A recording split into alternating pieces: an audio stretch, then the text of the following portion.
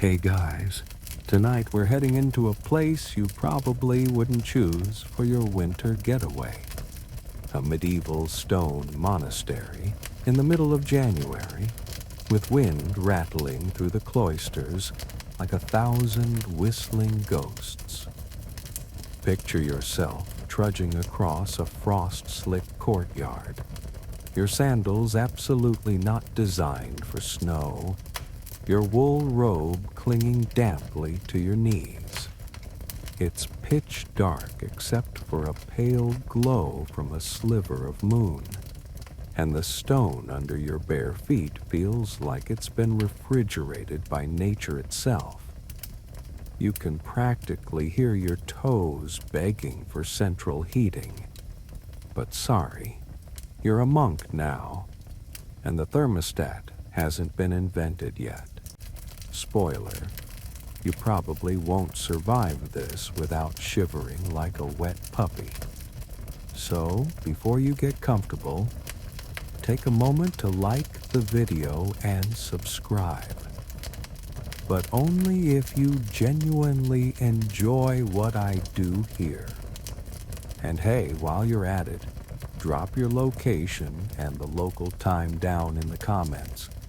I'm curious where and when you're listening. Now dim the lights, maybe turn on a fan for that soft background hum, and let's ease into tonight's journey together. The monastery doesn't so much welcome you as swallow you. The air inside the dormitory is still, stale, and colder than outside because the stones have been sucking the heat out of the world all day like giant ice cubes. Your breath fogs in front of you, little ghostly puffs that drift upward and vanish against rafters blackened by decades of candle smoke. Along the walls, narrow wooden benches double as beds.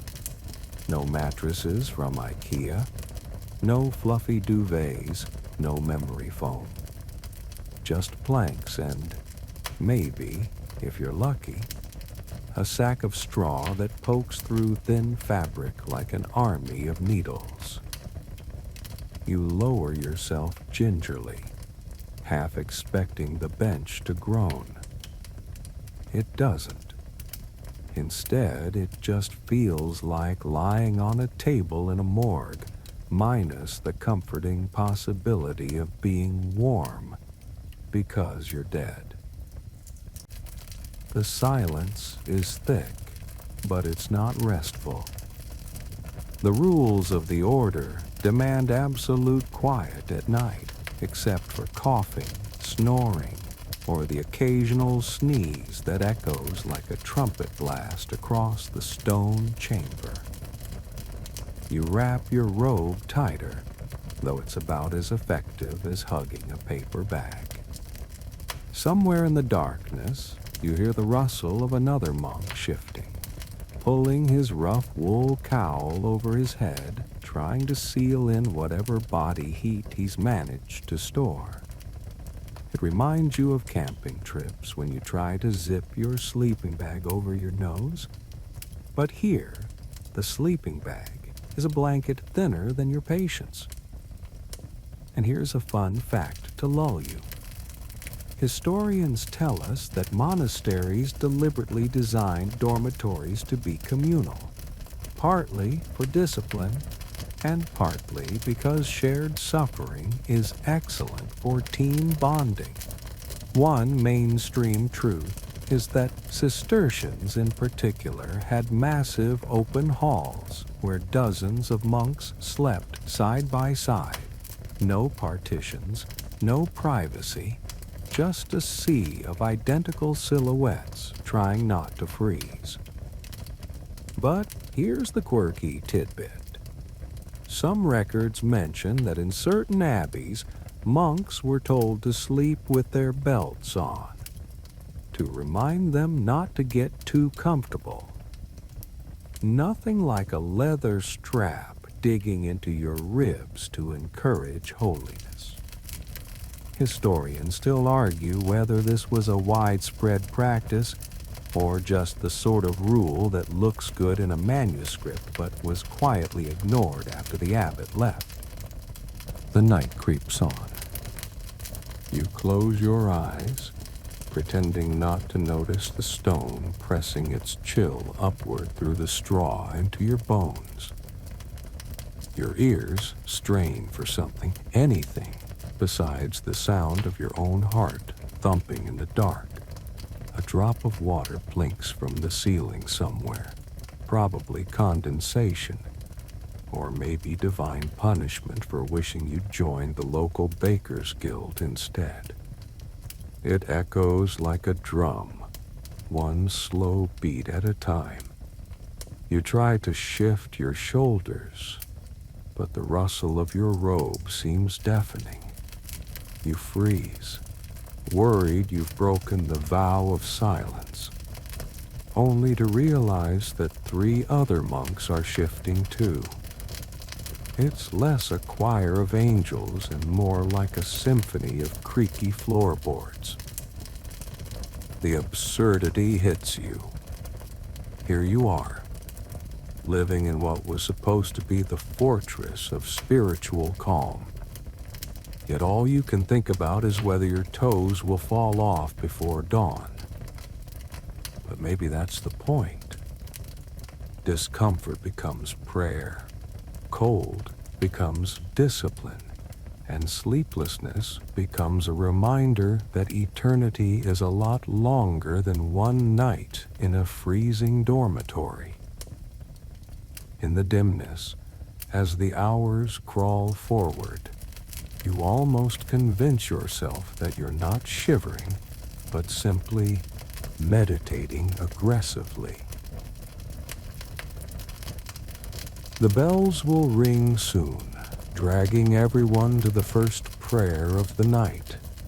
But for now, you lie there, staring at the dark beams above you, wondering whether saints ever complained about cold feet. Something tells you they did, but unlike you, they didn't have the option of laughing about it on a YouTube bedtime history channel. The night continues its slow crawl as you trudge through the monastery's schedule in your mind. Monks didn't have Netflix to lull them to sleep. No, they had the canonical hours, punctuating the darkness like relentless alarm clocks. Matins, lauds, prime, terce, sext, nun, vespers, compline, each a stop along the railway of wakefulness. You probably thought your own alarm clock was cruel. But imagine being yanked from a stone bench at 2 a.m., with frost still clinging to the edges of your robe, and told to chant psalms for an hour. It's not just sleep deprivation, it's spiritual boot camp. You stumble, mentally, if not literally, through the rhythm of these hours. At Matins, the cold hits hardest because the night hasn't yet lost its edge. The floor beneath your feet is a frozen slab, and your hands feel like 2 tiny blocks of cheddar. You wrap your robe tighter, muttering something that almost sounds like Latin. Lauds comes next, just as the first hint of pre-dawn blue light brushes the courtyard. You wonder if the monks who designed this schedule secretly enjoyed watching novices shuffle around like sleep-deprived zombies. Scholars still argue whether the timing of vigils was more about discipline or genuinely spiritual awakening, but from your perspective, it's both cruel and fascinating. One quirky trick pops into your mind. Some monasteries had monks intentionally take shorter naps during the day to make nighttime offices slightly easier. You can almost hear the abbot muttering, Embrace the suffering, young one, as you try to rest upright on your straw-filled pallet. Mainstream history confirms this was a common practice, especially among Benedictines, who considered moderate sleep a sin if it led to laziness. The fringe, though, whispers tales of monks napping while dangling upside down in cloisters, allegedly to keep their minds sharp. But let's just say that not every monk survived such experiments unscathed.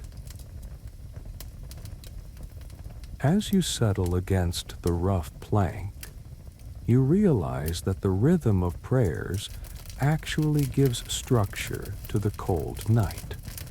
Instead of fretting over how icy the stone is, your mind can measure time by the number of bell peals. It's almost comforting in that perverse, medieval way. You remind yourself of something funny. The monks probably never imagined that centuries later, people would be obsessively timing their own sleep patterns with apps and smartwatches, all while complaining about a degree or two of chill. Meanwhile, here, the punishment for nodding off is not a stern look. It's a spiritual reprimand and possibly a rolled-up piece of parchment to the ribs. The physiology is brutal. When the bell summons you to prayer, your body protests. Cold constricts blood vessels, shivering spikes metabolism. And yet the mind must focus on hymns, psalms, and long Latin passages that twist the tongue. Some monks reportedly hummed tunes while shivering, a sort of low-grade ASMR strategy, while others simply muttered under their breath, creating a chorus of ghostly murmurs. Historians still argue whether these chants were more about devotion or sheer survival tactics.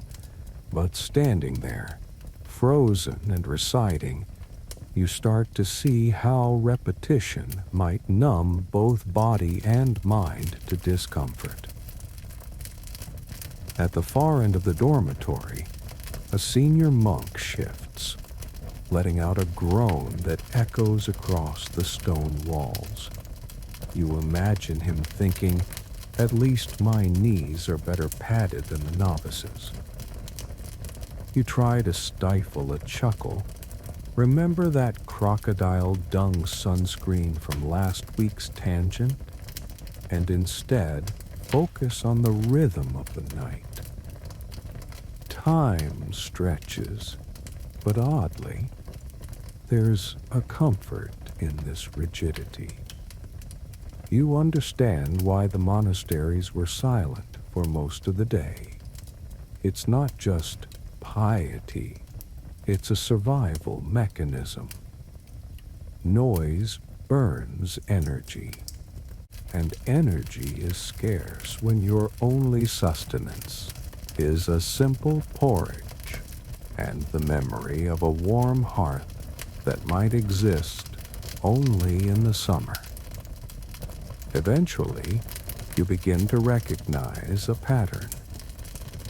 Each canonical hour is a checkpoint, a small milestone in a marathon of frost and devotion. The blend of ritual and cold produces a strange clarity, like meditation filtered through icicles. You glance at your frozen fingers and think, some things, like the relentless medieval night schedule, are cruel, but they also teach resilience. And somehow, despite the discomfort, you feel a tiny spark of awe.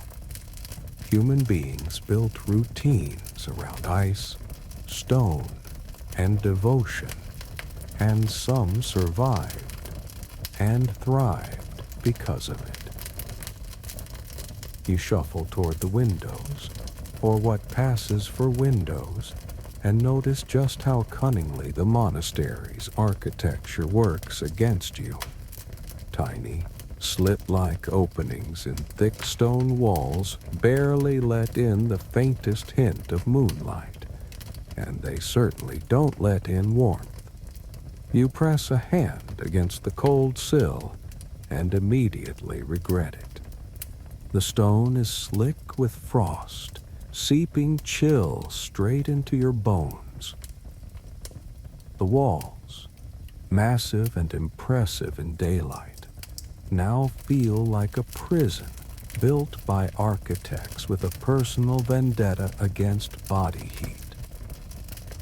Mainstream history confirms that these thick walls were intended for insulation in summer and protection from invaders, but no one mentioned that winter would turn them into giant radiators of cold. Historians still argue whether the stone's thermal properties were fully understood, or if it was just an unavoidable side effect of defensive design. You wander through the cloister, imagining the rhythmic echo of your footsteps on the flagstones. Every step releases a soft puff of cold air, and the wind whistles through arches in a way that almost sounds like a hymn, but one you definitely do not want to join. In some monasteries, the architects included inner courtyards to funnel light and air, yet at night, those courtyards become icy traps, collecting frost like a natural freezer. Fringe anecdotes claim some monks would temporarily stack straw along walls to block drafts, creating improvised windbreaks. But official records are silent, so maybe it's just medieval legend. The dormitory itself mirrors the stone's behavior. Rows of benches and beds align with the long axis of the hall, often beneath cold, lofty beams. You press your palm to the wall beside your bed and feel the subtle vibrations of the building settling. Or is it just your imagination amplifying every shiver? Either way, the architecture dictates your experience. You don't just sleep in a room. You submit to its structure. Windows, doors, and corridors aren't merely passages. They're channels for cold, for airflow, for discipline. You almost admire the subtlety, like the building is playing a long, slow game with your endurance. The little quirk you notice next is charming in a morbid way. Some medieval monasteries used stone ledges above beds as primitive headrests, partly to keep faces away from the drafts, and partly as a reminder that upright, alert sleeping was virtuous. Imagine balancing your head on cold stone while trying to doze. It's like a yoga pose invented by a sadistic monk. Historians still debate whether this practice was widespread or just a curious peculiarity preserved in a handful of manuscripts. But seeing it in action, or imagining it, adds a strange dimension to the cold narrative. Even light, or the lack of it, affects perception of warmth. Those tiny windows barely illuminate anything, leaving shadows to creep along the walls like silent specters. Your eyes strain to distinguish benches from bodies, straw sacks from bundles of clothing, and the occasional wandering rat from the ghost of a monk's long-dead toe. It's a visual game of hide and seek, one where losing means the cold feels even colder because your mind fills in the darkness with imagination. There's a fringe story about a monk who swore he could see frozen spirits dancing in the corridors. So most scholars chalk it up to sleep deprivation and hypothermia-induced hallucinations. You notice how the cold flows. It isn't uniform. Some spots on the floor radiate frost, while others hold a modicum of warmth. Certain corners trap wind like an invisible fan, and you learn quickly to claim your niche. The architecture itself enforces a hierarchy of comfort. Higher benches near walls, lower ones exposed to drafts, and social politics of warmth begin to emerge. Mainstream historians note that some orders rotated sleeping spots to avoid favoritism, while more fringe accounts suggest monks would secretly trade spots under cover of darkness, like stealthy warmth pirates. By the time you return to your own bench, the lesson is clear. Stone isn't neutral. It commands the room, dictates movement, and choreographs how cold penetrates your body. The walls, windows, and beams don't just enclose space, they manipulate it. And though your toes are protesting violently, there's a strange satisfaction in understanding how deliberate or accidental these effects were. For all the misery, the architecture offers a rhythm to the night, a structure to suffering, and a silent testament to human ingenuity, albeit one designed to make you cold, disciplined, and humble all at once. Returning to your bench, you notice the subtle choreography of the dormitory. Monks lie in neat rows, each one a study in disciplined discomfort. The benches are narrow and unforgiving, straw mattresses thin, yet somehow they maintain a sense of order. You probably won't find anything resembling personal space. Your neighbor's elbow might graze your side, and the person across the aisle is almost certainly snoring in a rhythm that could be mistaken for a tribal drum. Mainstream accounts confirm that dormitories often housed dozens of monks, sometimes over 100, all in one hall. Historians still argue whether these layouts were primarily for surveillance, communal bonding, or simply efficient use of stone and space. The rules are strict. Silence dominates, interrupted only by the occasional cough, shuffle, or whispered prayer. You wrap your robe tighter, realizing that sound travels strangely in these high-ceilinged stone rooms. A sneeze on one side of the dormitory can echo like a cannon, reminding everyone that noise, even unintentional, is a minor sin. Fringe accounts mention monks occasionally feigning sleep to avoid early morning duties, though the abbot's sharp eye or the dreaded night supervisor often exposed such attempts. It's a delicate dance of obedience and self-preservation.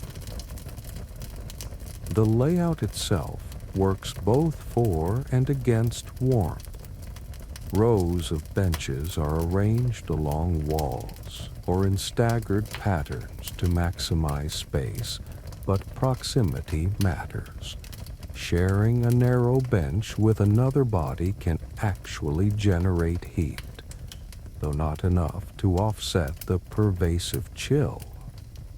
Some orders experimented with simple barriers, straw mats, wooden planks, or temporary screens to shield the most vulnerable from drafts. You notice a faint aroma of straw, sweat, and incense blending in the cold air, an olfactory reminder that even suffering can have texture. You try to adjust the straw mattress under your back. Every shift sends prickles through your skin. The fringe detail. Some monks layered extra straw beneath themselves, a medieval version of a comforter, while others used a rolled-up robe as a pillow. Modern eyes might laugh, but the difference between a warm patch of bench and a frozen one could be measured in minutes, or at least in tolerable sleep cycles.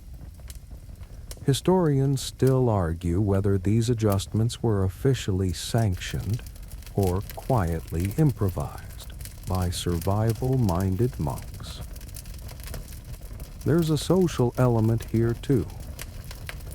Senior monks often claim the best spots near the walls, where stone offers slightly more insulation.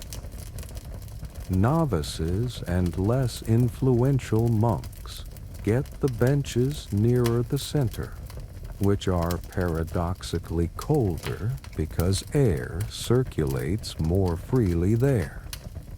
Some monasteries rotated positions to maintain fairness, though anecdotal records suggest that creative monks occasionally staged covert bench swaps under the cover of darkness. You can't help but smile at the thought of stealthy warmth heists unfolding under the abbot's nose. Rules extend beyond position.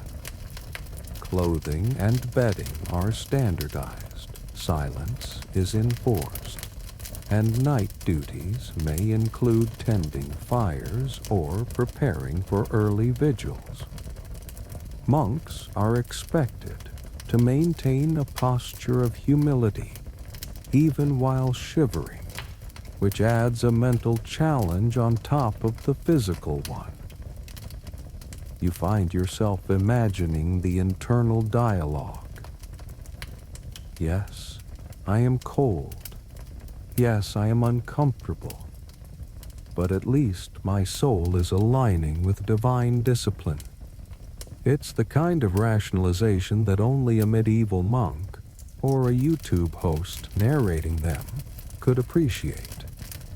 The benches themselves are an architectural compromise. They are narrow for efficiency, simple to clean, and durable against both human and rodent mischief. Yet they are hard on the back and cold to the touch. Fringe tales report that some monks brought tiny personal comforts, rolled-up robes, small pouches of straw, or even hand-knit foot wraps. But these were not officially encouraged. Mainstream historians note that any deviation from uniformity could be seen as vanity, a temptation away from the path of ascetic virtue. As you settle into your assigned spot, the dormitory feels like a living organism. Rows of bodies breathing in sync, shivering, shifting, whispering tiny prayers. It's simultaneously orderly and chaotic. warm in patches and icy elsewhere. A blend of discipline and improvisation that somehow sustains life. The benches may be unforgiving, the rules strict, but the dormitory teaches you to navigate discomfort, find pockets of warmth, and share space in ways modern life rarely demands. By now, your mind starts to catalog the small victories. The bench is not the coldest one tonight. Your neighbor has quieted down, and the straw under your back is just dense enough to dull the bite of the stone. These micro-adjustments are survival strategies, rituals within rituals, preparing you for the long stretch of night yet to come.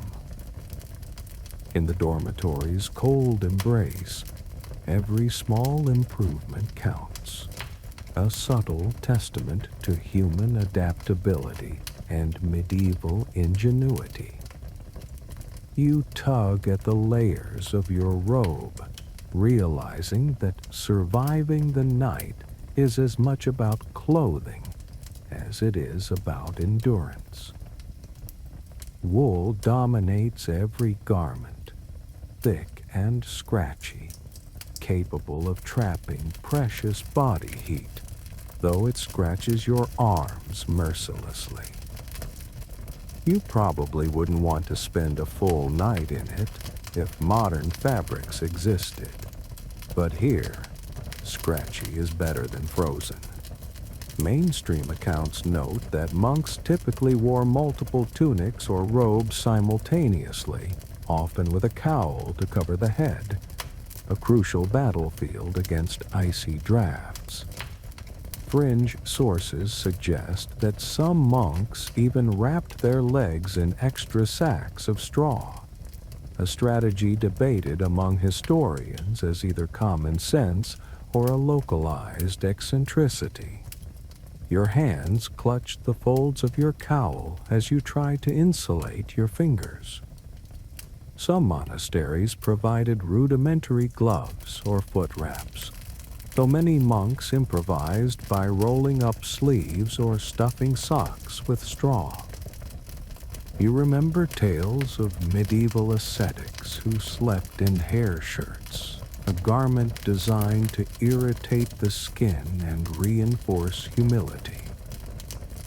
You shiver and wonder. Cold plus constant itchiness might have been considered a 2-for-1 package of penance. Historians still argue whether hair shirts were genuinely widespread or more of a fringe obsession among particularly extreme monks.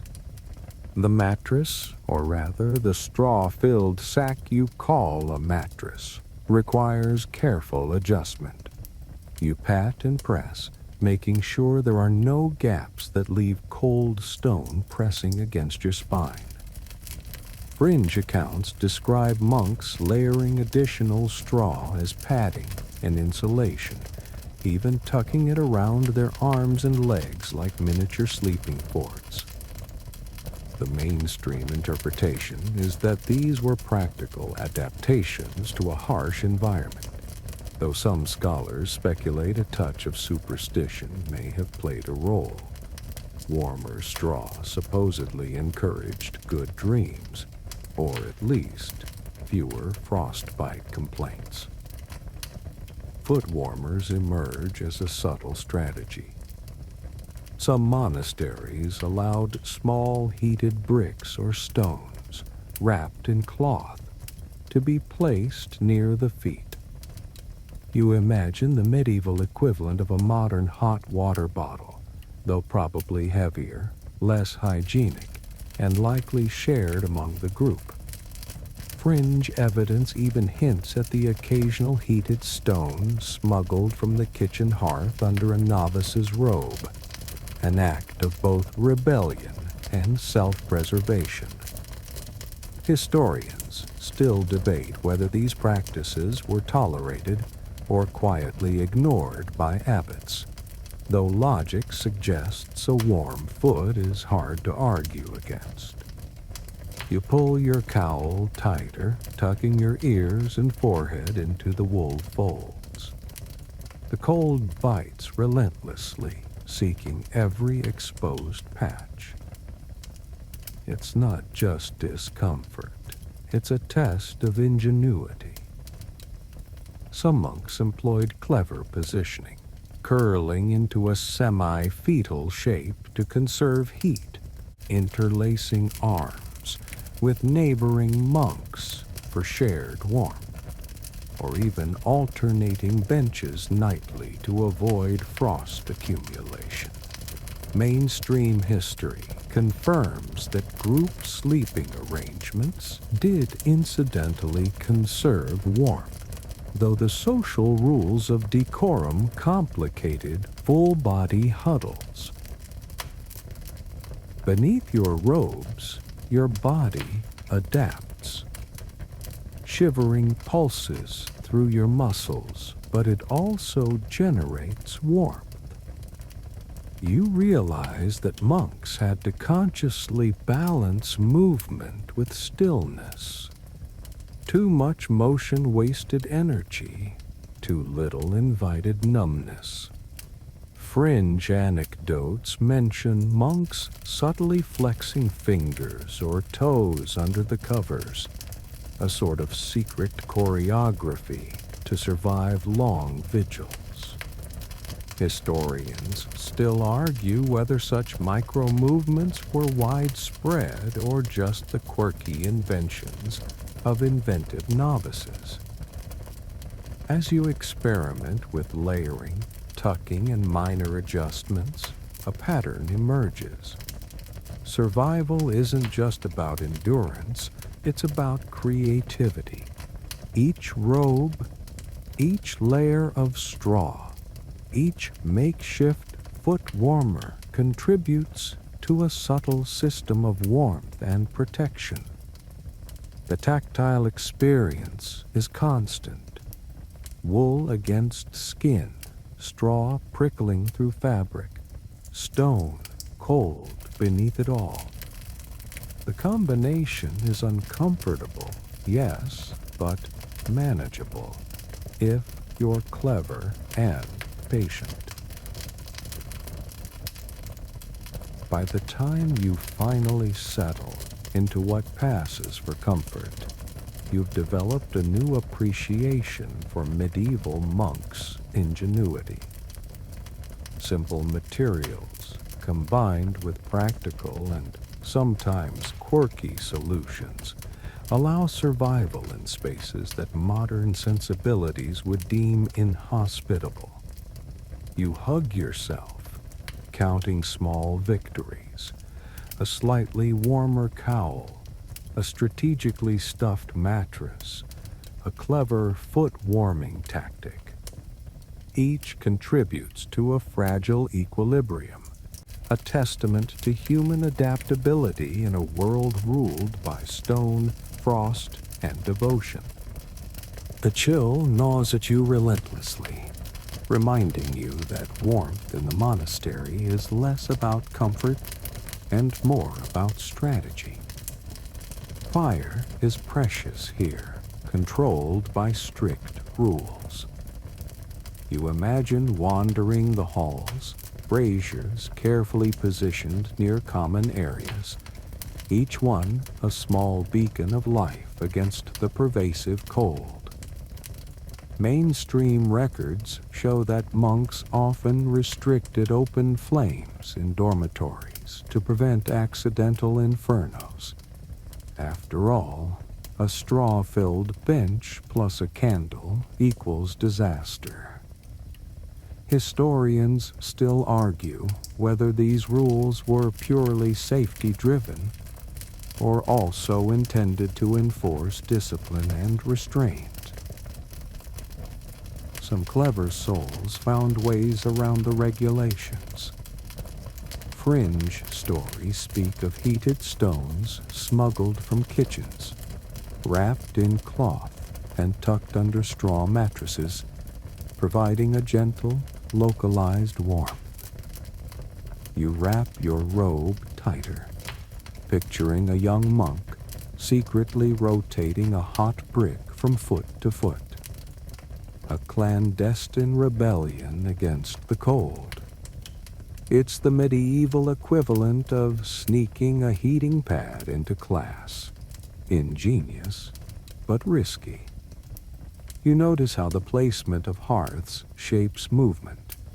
The larger communal rooms, like the refectory or scriptorium, house the main fires. Dormitories, by contrast, remain largely unheated. Walking from one space to another, you can feel the temperature shift, almost like a physical wall. The air grows denser, colder, as you move away from the hearth, pressing the body to adjust and conserve heat. Fringe accounts even suggest that some monks would time their bathroom trips to coincide with brief jaunts past warmer areas, maximizing every calorie of energy for survival. The architecture itself becomes a part of your strategy. Thick walls trap residual warmth near the hearth, while stone floors and high ceilings create convection currents that draw heat away. You recall the strange joy of noticing these flows. A warm pocket here, a cold gust there. Scholars still debate whether medieval architects fully understood these effects or if they emerged accidentally, a byproduct of building materials and design preferences. Either way, you can't help but admire the subtle interplay of physics and monastic life. You look around at your fellow sleepers. Some clutch rolled-up robes as personal mini-heaters, while others simply endure, counting on the dormitory's collective body heat. The smell of straw, incense, and the faint tang of smoke from distant hearths blends into a sensory tapestry that defines the night. Fringe sources even mention monks placing small clay pots of embers near their feet to extend warmth through the darkest hours. A practice that, while practical, required constant vigilance to prevent burns or fires. Every movement, from shifting on the bench to adjusting a robe or mattress, is informed by the fire's location. The human body itself becomes a thermal instrument, measuring drafts and repositioning accordingly.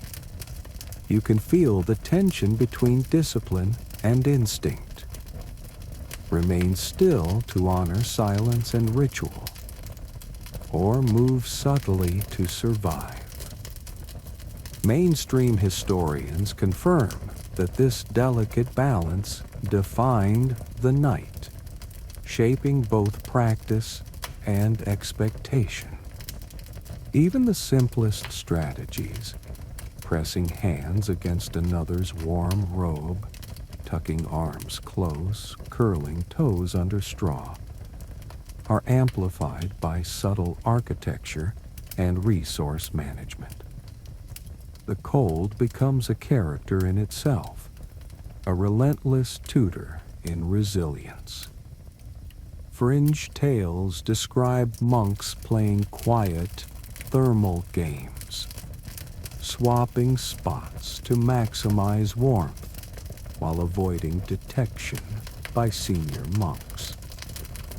Historians still argue whether such practices were widespread or isolated to particularly inventive communities.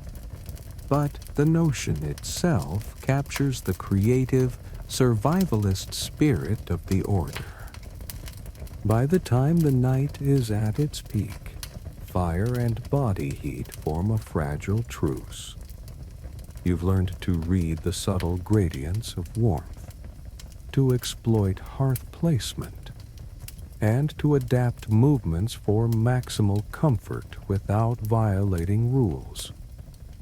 The room is alive in its own frosty way, every stone and plank participating in the shared struggle. And for the first time, you recognize that surviving isn't just a matter of endurance. It's a game of observation, patience, and clever improvisation, a dance with fire and frost that shapes every monk's experience in the stone halls. Hunger and cold are strange companions, especially in a monastery where diet doubles as discipline. You tug at your robe, feeling the persistent chill creeping along your spine, and realize that what you've eaten, or haven't, affects every shiver. Meals are simple: porridge, bread, perhaps a bit of cheese or seasonal vegetables. Ale is common, not for intoxication, but for calories and warmth.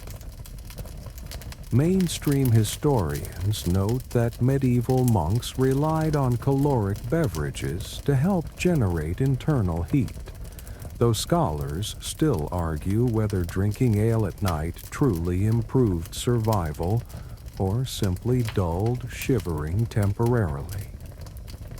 You remember the mornings when the kitchen would provide the smallest luxuries: warm broth or a splash of hot water to mix into porridge. Fringe accounts suggest that some monks secretly hoarded small bits of bread or nuts under straw mattresses to nibble during long vigils, a practice frowned upon but sometimes tolerated. You imagine the thrill of stealthily munching a morsel while pretending to meditate, a tiny rebellion against cold and fasting alike. Fasting rules compound the problem. Some nights you may have nothing more than a thin soup before the vigils begin. The cold gnaws harder when your stomach is empty. Muscles twitch, energy wanes, and shivering becomes relentless.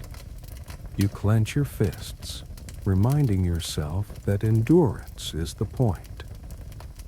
Fringe tales describe monks deliberately under-eating to test their spiritual and physical resilience, a mix of devotion and stubbornness that sometimes borders on self-imposed torture.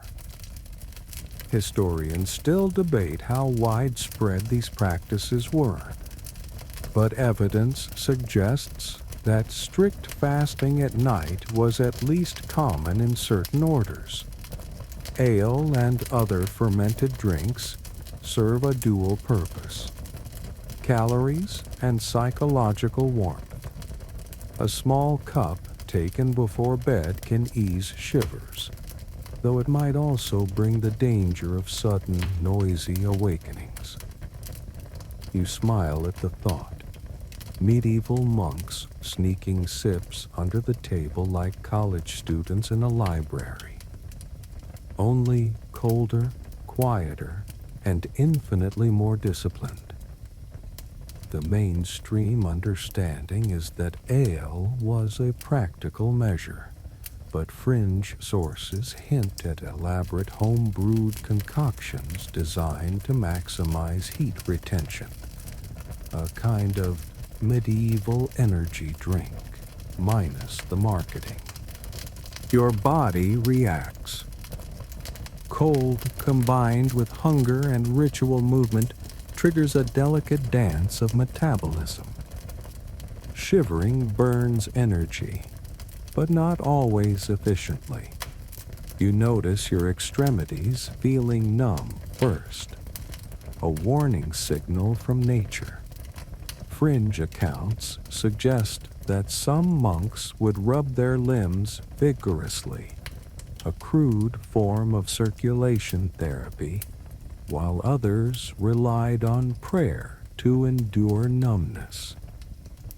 Historians still argue whether these bodily practices were codified or merely improvised by clever individuals. The interplay of food, drink, and physiology shapes sleep profoundly.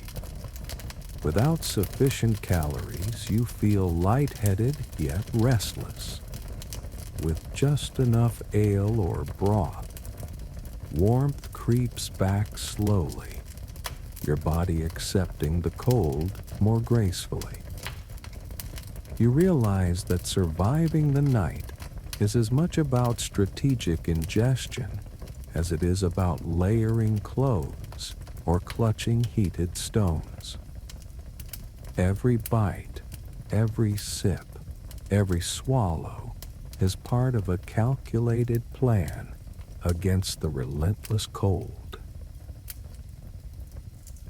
By the middle of the night, you're awake more than asleep, a side effect of both fasting and the intense chill. You quietly chuckle, thinking of the modern irony. Apps and sleep trackers obsess over REM cycles, while these monks mastered survival sleep without any tech. Just a combination of routine, caloric intake, and sheer human adaptability. Fringe stories even claim that some monks intentionally used the cold to sharpen mental focus during prayers, a blend of physiological stress and spiritual practice. The night stretches on. You hug your knees, imagining how warmth from a communal body might feel, and consider the role of simple ale in keeping spirits up. Small victories, a warm sip, a sheltered spot, a cleverly tucked robe, accumulate, each one reinforcing the delicate balance of cold, hunger, and devotion. And through it all, you recognize that medieval monks weren't just enduring frost. They were mastering it, calibrating their bodies and minds in a subtle, almost artful battle against the night. The night stretches longer as your mind drifts back to the vigils. Chanting and prayer dominate the darkness, a rhythm that alternates between comfort and torture. You trudge through the motions in your imagination, standing in a row with other monks, chanting psalms while trying not to think about how ice has infiltrated your toes. Mainstream accounts confirm that the Benedictine and Cistercian orders maintained long night prayers, often requiring hours of standing, kneeling, and vocalizing scripture. Historians still argue whether the extended vigils were primarily spiritual exercises or subtle training for endurance in harsh conditions. There's a mental strategy at play here. You focus on the words of the psalm, letting cadence distract from shivering. Fringe anecdotes suggest that some monks would hum quietly to themselves between verses, a primitive form of self-soothing to stave off both cold and drowsiness. You imagine it now. Dozens of murmurs weaving together, forming a ghostly lullaby that fills the stone hall while your body fights to stay warm. It's like ASMR, but harsher, and without the comfort of headphones. Discipline turns into a kind of cognitive armor. Standing still, chanting, moving through ritual gestures, you find that your mind can ignore minor discomforts, or at least reinterpret them. That subtle, controlled focus on posture and rhythm reduces energy expenditure while keeping warmth centralized in the core of your body. Fringe stories even describe monks employing mental visualizations, imagining themselves wrapped in warmth or basking in sunlit fields. A meditative trick to combat the cold. Historians still debate whether these mental exercises were intentional training or spontaneous adaptations by clever monks. You glance at your fellow sleepers in the dormitory. Those who were awake earlier for a vigil now shuffle back to benches, their steps measured to conserve energy. Some whisper brief reflections or prayers to each other, maintaining silence while communicating survival strategies. Mainstream sources note that communal experience reinforced both spiritual devotion and practical warmth. Proximity to others often meant slightly warmer bodies and shared morale. A quirky fringe detail. Some monks reportedly tapped feet under blankets to signal temperature shifts, a secret Morse code of frost survival. The long hours of prayer also foster a strange intimacy with the cold. You learn to anticipate its flow, to adjust position subtly, to find pockets of relative warmth. Chanting serves as a heartbeat for the night, breaking monotony and anchoring the mind. Your shivering becomes part of the rhythm, a physical underscore to the spiritual melody. Historians still argue whether such practices shaped ascetic psychology intentionally, or were accidental benefits of extended ritual. Even when seated or kneeling, subtle movement matters. You flex fingers, shift shoulders, and redistribute weight to minimize numbing. Fringe anecdotes describe monks whispering tips under the cowl like rotate the foot to maintain circulation or stack straw beneath elbow for extra padding. It's not disobedience, it's survival within the boundaries of discipline, a clever negotiation with the rules. By the middle of the night, your mind has adapted. You focus less on individual discomforts and more on the ongoing rhythm. Breath, chant, posture, prayer. The cold is no longer an external enemy, but a constant companion, shaping behavior and thought. You realize that endurance, discipline, and ritual are inseparable in the monastery. Each chant reinforces not only spiritual devotion, but also practical resilience, teaching the body and mind to coexist with stone, frost, and silence. The combination of structured prayer and attentive body management offers a kind of triumph.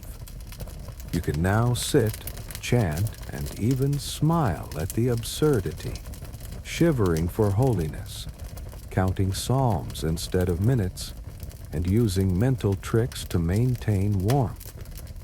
The night may still be long, but it has rhythm, strategy, and, against all odds, a strange kind of comfort in discipline. By now, the night has become a strange mixture of discipline, survival, and whispered folklore. You wrap your robe tighter and let your mind wander to the odd remedies and quirky tricks monks employed to endure the cold. Mainstream sources confirm that certain herbs, rosemary, thyme, and even chamomile, were sometimes steeped in water and placed near the bed to give off faint warmth or calming scents. Historians still argue whether these practices were for physical heat, psychological comfort, or ritual purity, but either way, they add an aromatic layer to the otherwise frigid dormitory. Some fringe stories are downright amusing. Tales exist of monks sleeping with small clay figurines under their straw mattresses, supposedly to ward off icy drafts or attract pleasant dreams. You probably wouldn't survive believing this works, but in the dim, frozen corridors, superstition can feel practical. Other monks used simple charms or recited brief incantations, less for magic, more for the mental reassurance that they were actively doing something about the cold. Mainstream accounts of these rituals are sparse, but the notion highlights the human instinct to control one's environment, however symbolically. You think about small, inventive tricks, tucking extra straw under arms or knees, rolling a robe into a pillow to trap body heat, even using a neighbor's back as a makeshift radiator. Fringe anecdotes claim that some monasteries permitted secret warming circles, where novices would huddle discreetly, sharing body heat under the cover of night. Historians still debate whether such practices were tolerated, punished, or simply ignored by senior monks. Either way, creativity becomes a survival strategy. Then there are the peculiar remedies for the sleepless and frozen.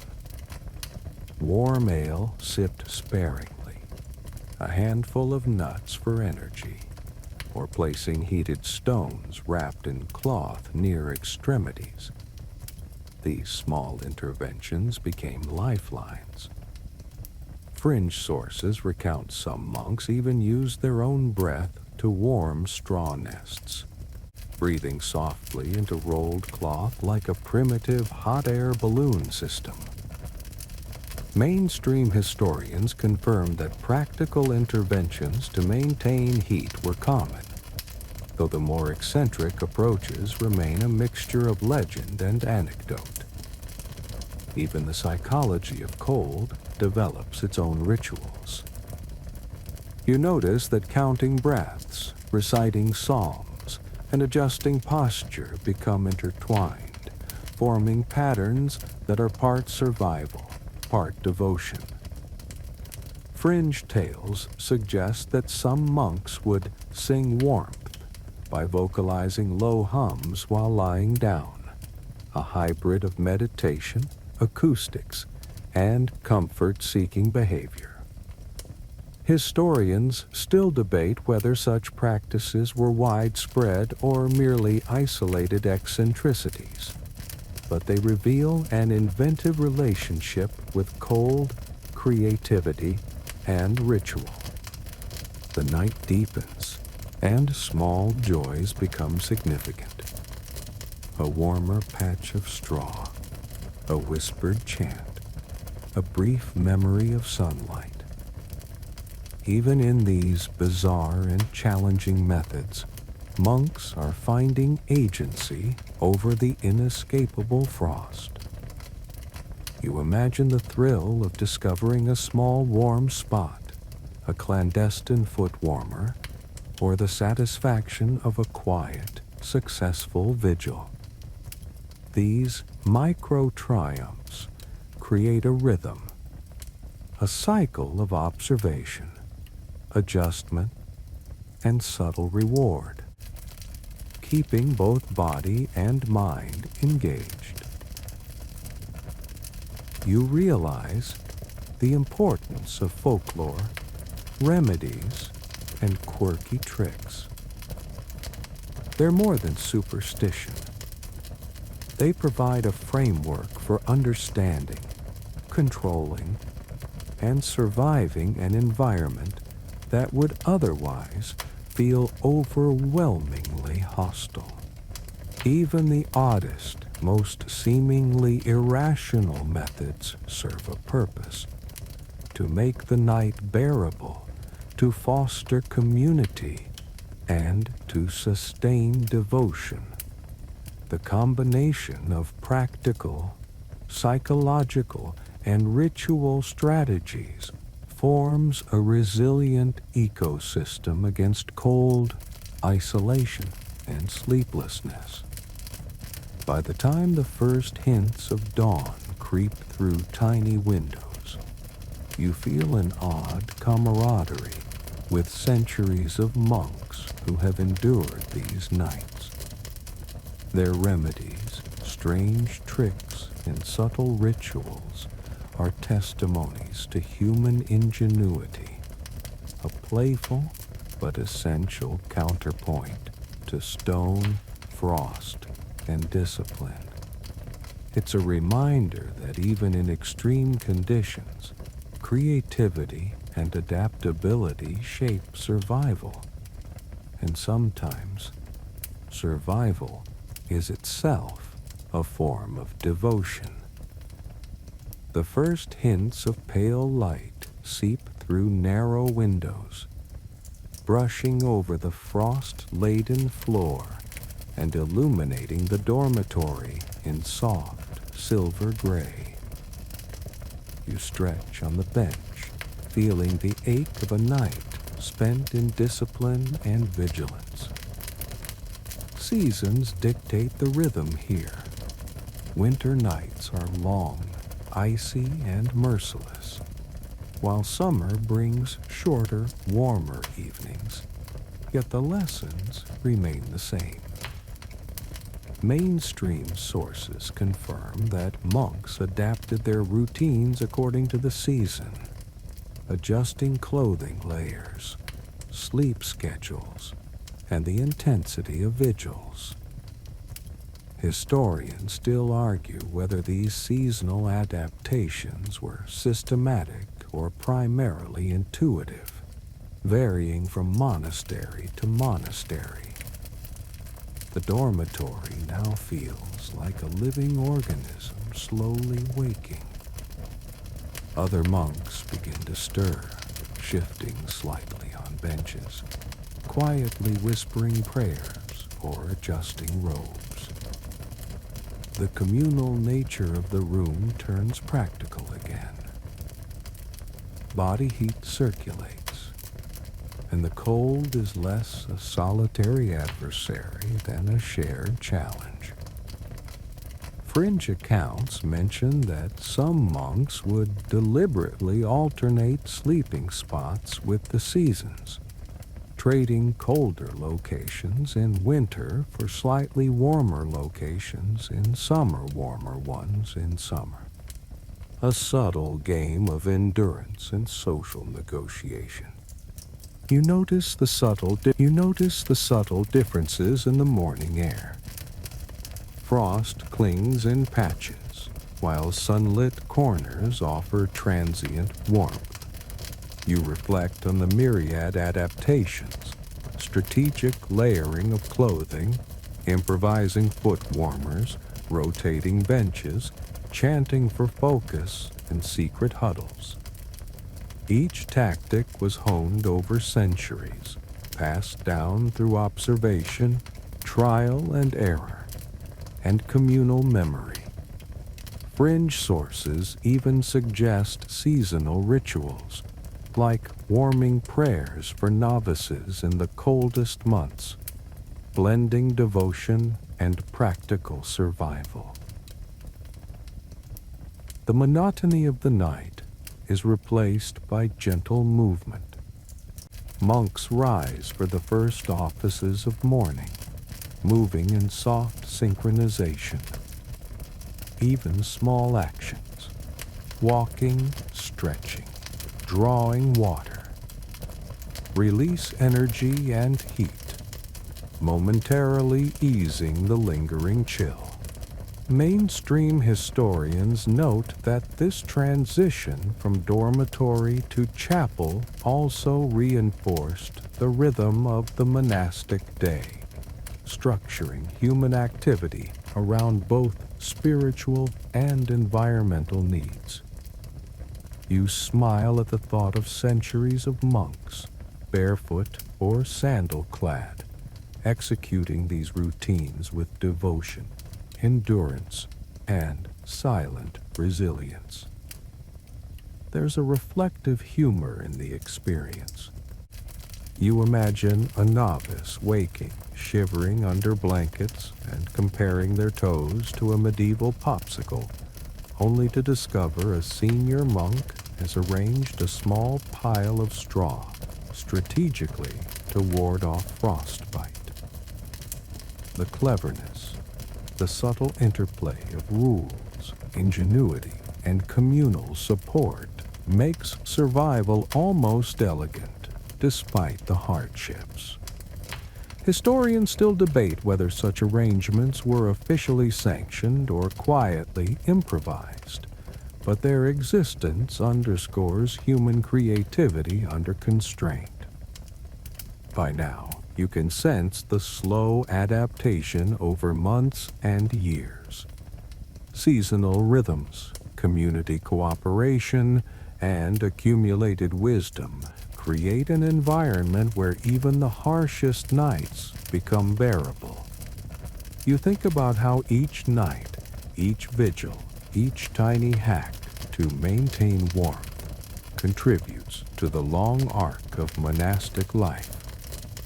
Fringe stories mention that some monks even trained themselves to thrive in colder conditions, their bodies adapting over years to the dormitory's relentless chill.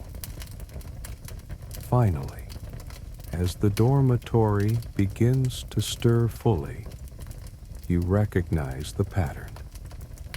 Cold and discomfort, layered with creativity, discipline, and ritual, create resilience.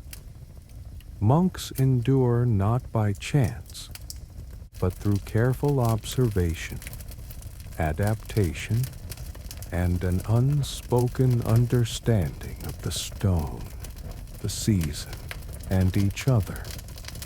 It's a rhythm you can feel, a choreography of survival, and an enduring testament to human ingenuity.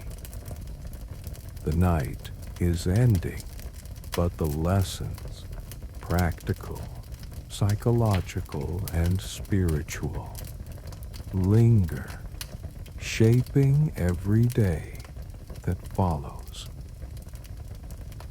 As the light of dawn gently brushes the frost from stone walls, you sink into the lingering quiet, letting your body and mind soften. The intense rhythm of night, the cold, the vigil, the discipline, fades into a gentle hum, a subtle echo in your muscles and your breath. You notice the faint warmth returning to your toes, the small relief of stillness after hours of movement and attention, and the comforting weight of layered robes now holding a bit of retained heat.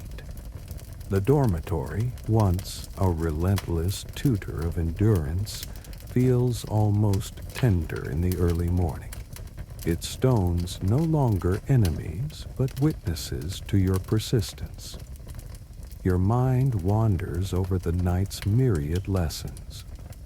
Small innovations, a secret huddle, a cleverly tucked mattress, a whispered charm, take on a new significance. They are reminders of human adaptability, the quiet creativity that bridges the gap between extreme discomfort and survival. You realize that resilience is not just physical, but mental. The ability to observe, adjust, and persevere with patience and subtlety. Even the cold itself becomes familiar, a companion whose presence sharpens awareness, focus, and humility. You take a deep breath, imagining the sun warming the cloister as monks begin their first morning offices. The once harsh dormitory now glows softly in the day's early light. Each detail, straw, stone, robe, chant, fades from pressing concern to gentle memory. You understand that nights like this are as much about inner rhythm as outer comfort, a meditation in endurance, patience, and shared humanity. And so, as your senses settle, you carry forward the quiet triumph of survival, the subtle joy of small victories, and the warm reassurance that even in the coldest, most austere conditions, life continues, discipline teaches, and human ingenuity prevails. Let your thoughts linger here, in this calm, softening moment, as the day begins and the echoes of the night whisper gently in your mind.